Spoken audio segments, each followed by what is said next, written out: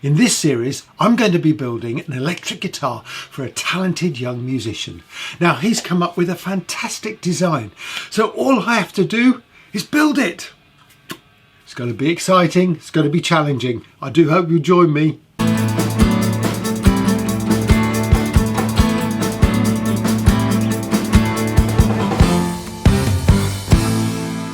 It's time to shape the back of this neck, and I'm going for a thin C profile. I've got my little cardboard profile bits there.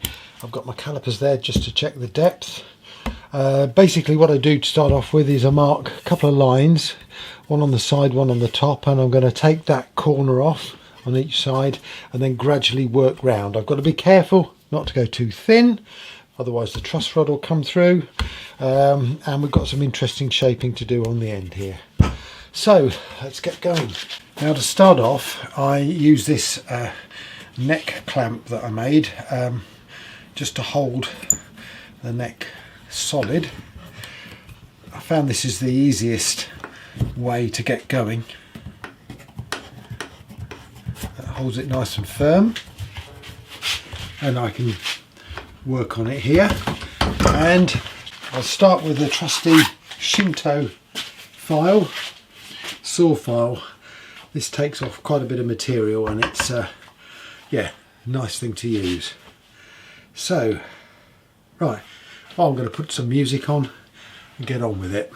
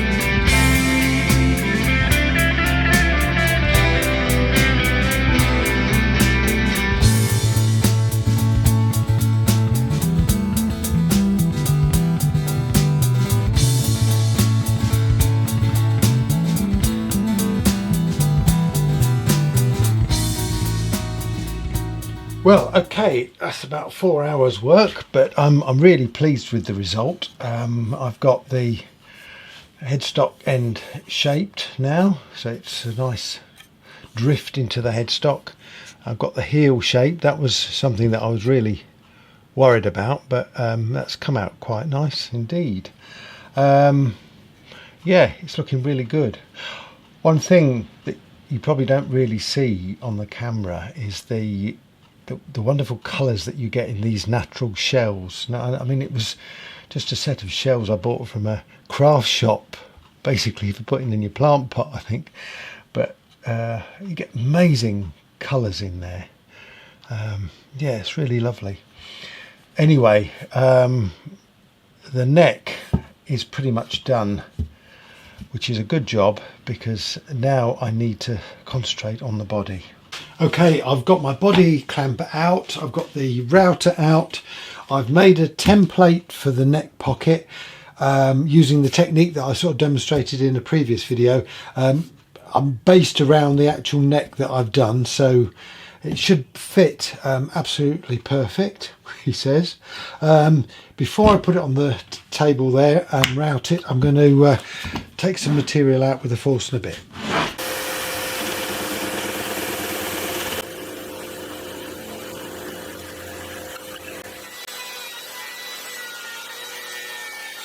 Well, that seems to have gone pretty well. Let's see if we can get this off.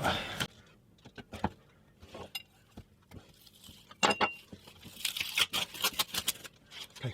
Right, well, the proof is, will the neck fit? It will. I need to round those corners off first. I'll just do that on the sander.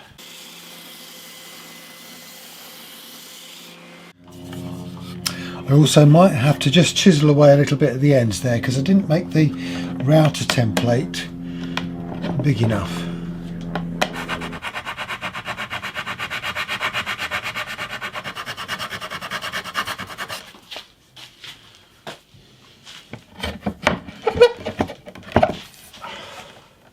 Well, certainly fits in there.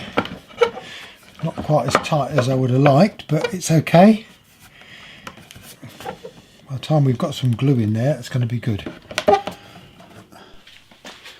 Now, this is something I manage to do every time I make a guitar, and you know, I try my best to get the whole thing lined up. I spent ages this morning just checking the centre lines and getting everything as lined up as I possibly can. But the real test is to put a ruler along the side of the neck, make a mark, and do the same on the other side and make a mark, and then find out where the middle is. And I don't know if you can see that mark, but the middle is just there and the center line is just there. Now, interestingly enough, there is enough play in the neck to make the adjustment. Let me explain what I've just done.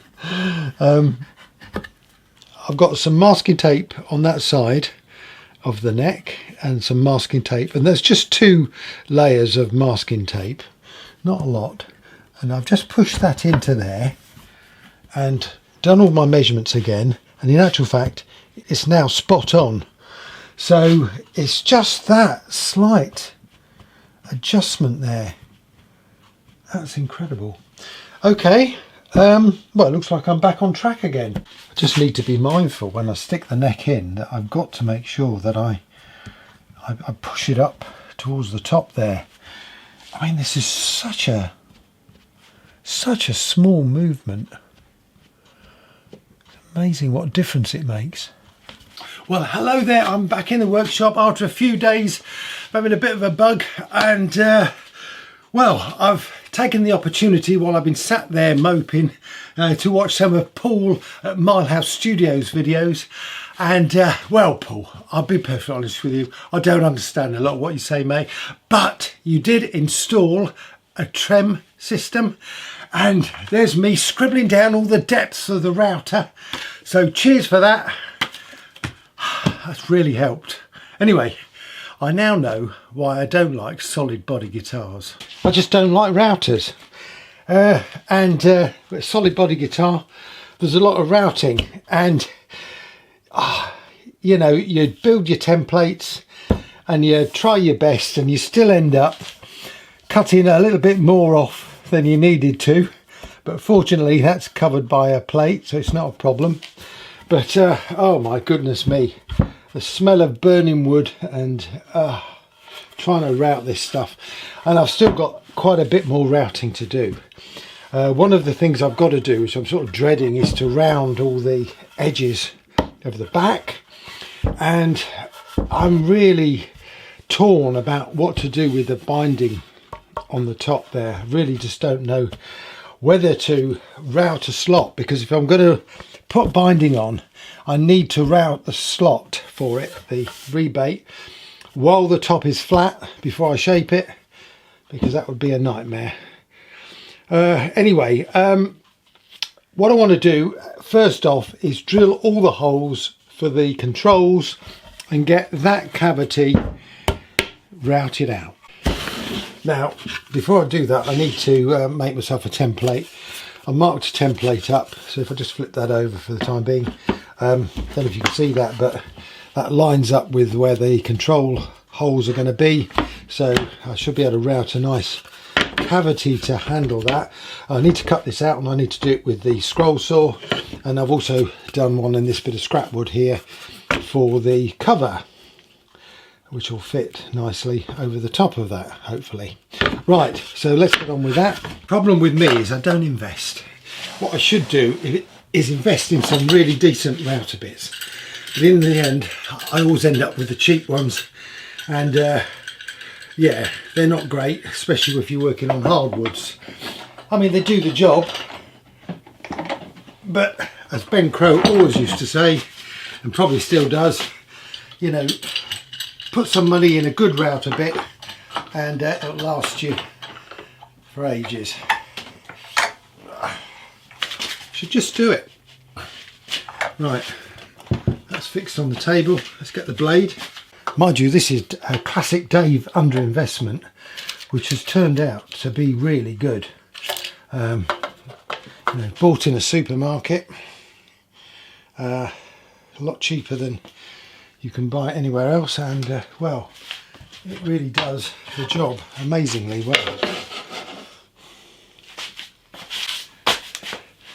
Get the old torch out, get the blade in.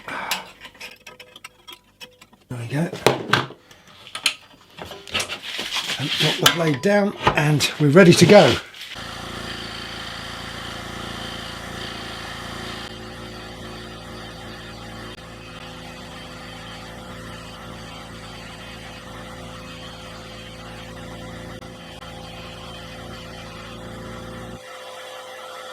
There's something very satisfying about scroll sawing, you know.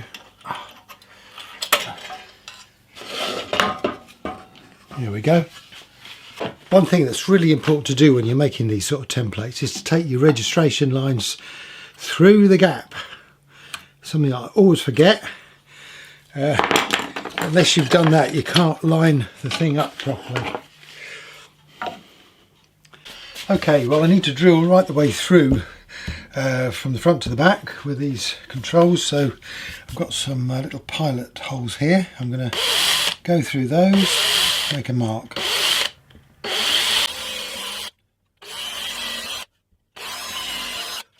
Now, I was looking through my old router bits box the other day, and I came across these, and well, the number of times I want a long drill bit that's quite thin, and well, I'd completely forgotten I'd got it. Anyway, that's what we're going to use today.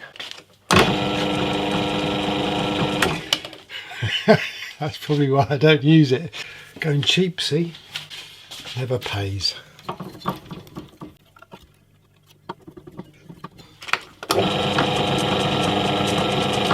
That's moderately better.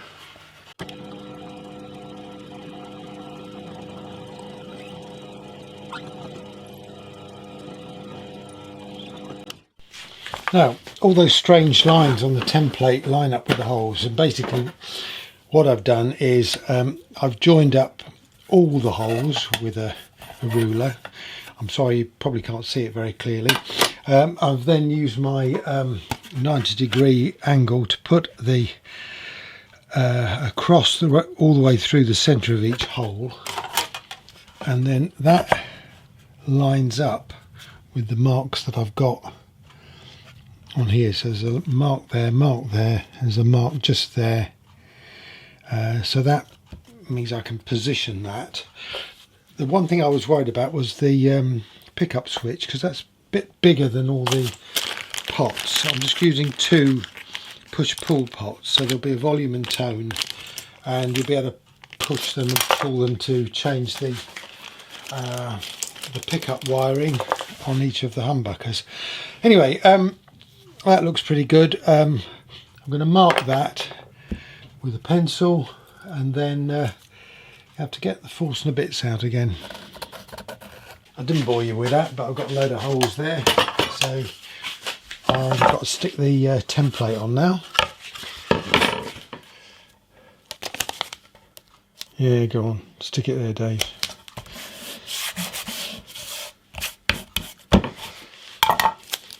Now, bit of a tip here. This is double-sided tape, sticks to the scissors like nobody's business, unless you put a bit of wax on the scissors. Never thought of that before. Does the job.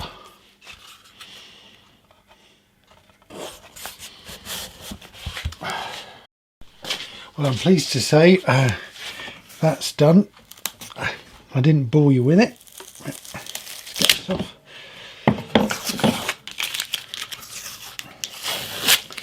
We've got the control cavity with the inset for the plate that goes on the top. This one is going to have to be countersunk in, this plate here. This plate here may have to sit on the top because of the depth of the body, but that's another thing for another day.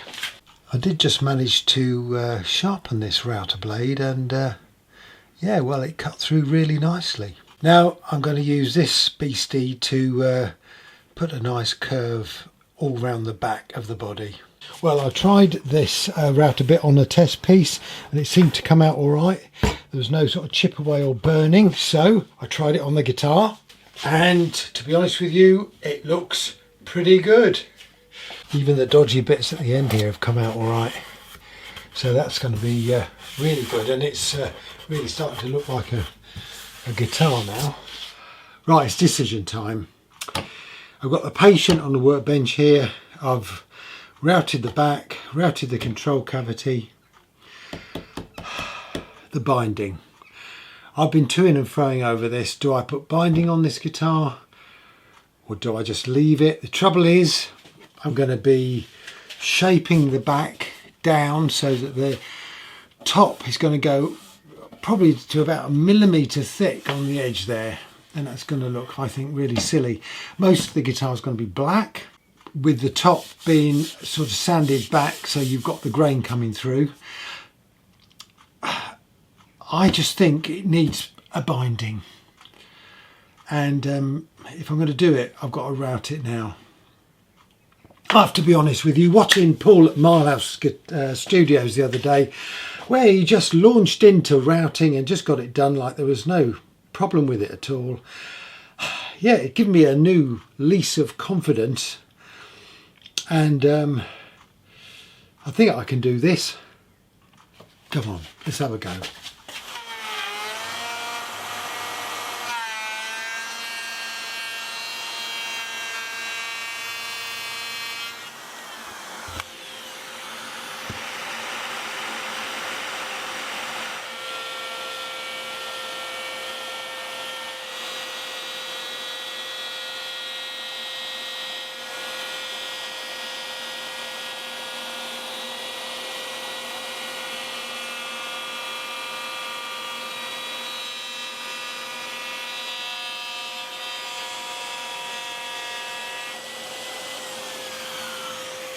Well, I tried a test piece and that seemed to work, so I just went ahead and did it.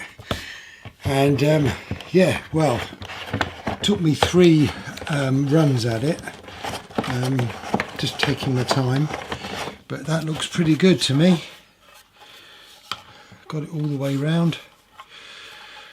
So now I can take this top right down and the edges there, give a nice curve on the top, and I can put some nice binding on there. So yeah, this is coming on. Well, I can't tell you how pleased I am that this routing session is over, at least for the time being. May have to make some adjustments, but essentially I've got it there. Now then, I've got quite a bit to do still. As you can see, the neck has got to come down. It's too high above the body. I need to work out what neck angle I've got to put in, and I'm going to do that on the heel of the neck. Still not sure about the plate that's going to cover the tremolo at the back, whether there's enough room for me to inset plate or whether I'm going to have to sit the plate on the top, in which case probably just get a black Perspex plate. As I say, the whole of this guitar is going to be painted black. The top is going to be sanded back so you get the grain. And there's going to be a beautiful image on there, which we'll talk about in a future episode. Anyway, I'm going to call this video a day, and thank you very much for watching, and I hope you will stay with this series, and thank you for all your comments. I'll see you soon. Cheers.